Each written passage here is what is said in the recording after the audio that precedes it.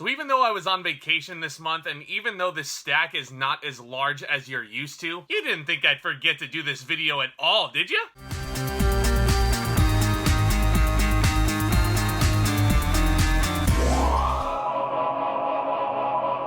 How's it going, guys? My name is Zach. I love discussing all things cinema on the regular, all things physical media as well. And look at this stack that we have this month. It's a very, very interesting haul that we're going to be looking at here.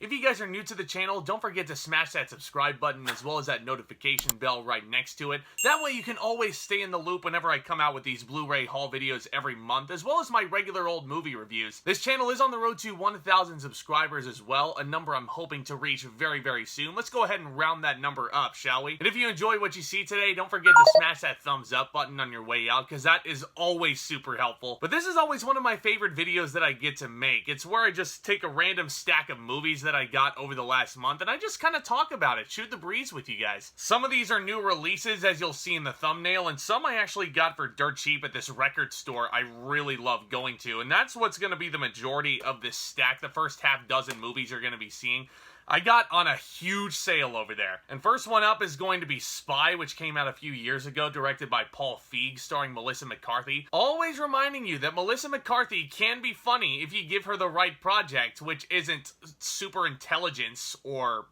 Thunder Force. But yeah, movies like Spy, movies like Bridesmaids, and movies like The Heat, which I actually just rewatched recently, super, super hilarious. You want to talk about an excellent transition? How about we go to Fracture, starring Anthony Hopkins as well as Ryan Gosling.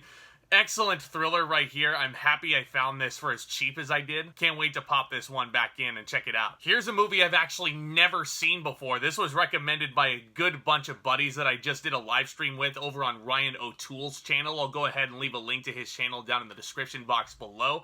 But here you go, The Crow. This is a movie that made it pretty far in that tournament. Austin Putnam, Patrick Burrow was there, John Burns. Excellent group of guys over there. And again, I cannot thank Ryan enough for including me in that tournament, and I can't thank you all for recommending that I watch this movie. Speaking of movies that appeared in that tournament, Boogie Nights. Dirk Diggler. Still the best character name of all time for Mark Wahlberg, and also rest in peace, Burt Reynolds. I can honestly sit here today and argue that this film, along with There Will Be Blood, right up there with Paul Thomas Anderson's best. Up next is a really underrated coming-of-age film, Almost Famous. It stars Billy Crudup, and it's directed by Cameron Crowe, who should be a very familiar name to a lot of you. He's directed a lot of really amazing projects in the past. I actually haven't seen this one in a while. I'm definitely curious to see if this one still holds up and still upholds my standards. Now, here's a movie I have never seen before, and one I'm very excited to check out. It's one from Ridley Scott's filmography, Body of Lies. Leonardo DiCaprio and Russell Crowe together in a top-notch thriller from what I'm hearing. Oh boy, can't wait to watch this. Might actually pop this one in after I finish recording this. You want to talk about great projects? Any Given Sunday, starring Al Pacino, Jamie Foxx as a very young Jamie Foxx as well. This is one of the best football movies ever made. All of you sports fans, you know how good Any Given Sunday is, and with the Super Bowl coming up, you know, it's only fitting that we have this. And I'm thinking about actually putting a movie review for a famous football movie in time for the Super Bowl. So if you want to see that, let me know down in the comment section below. Any Given Sunday, I'll go ahead and put on that poll and consider it for that review. Now, here we go into the new releases. First of all, yeah, I bought Halloween Kills. I know. It's not that good of a movie, but you know what? I had to get it to finish off my Halloween collection. Halloween Ends is coming out later this year. It's an easy way to kind of, you know, refresh the memory on what happened in the build-up.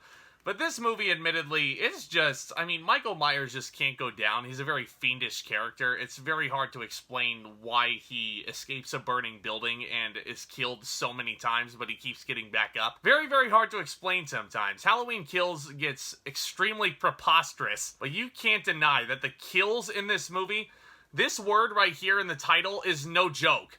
The kills are brutal. Now, speaking of psychologically brutal but beautiful at the same time, Edgar Wright's latest magnum opus, Last Night in Soho. This was in my top 10 movies of last year for very good reasons. Some, like my pal Jacob Hubbard, even put this as high as number 1.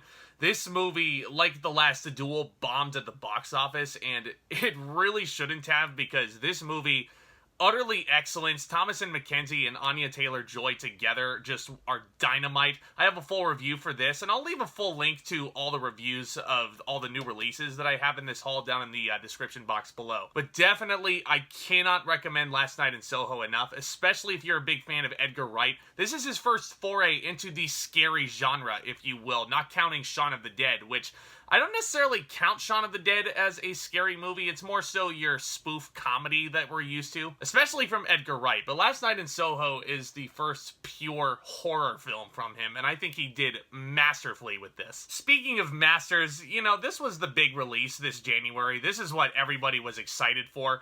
Dune Part 1. And yes, it will be known as Dune Part 1 from now on, because Part 2 is coming out next year. And I had to get the Target exclusive version of this with all the interchangeable character cards right here. This just is such a beautiful, beautiful piece, and I really wish I could have gotten the Best Buy Steelbook for this, but you know what?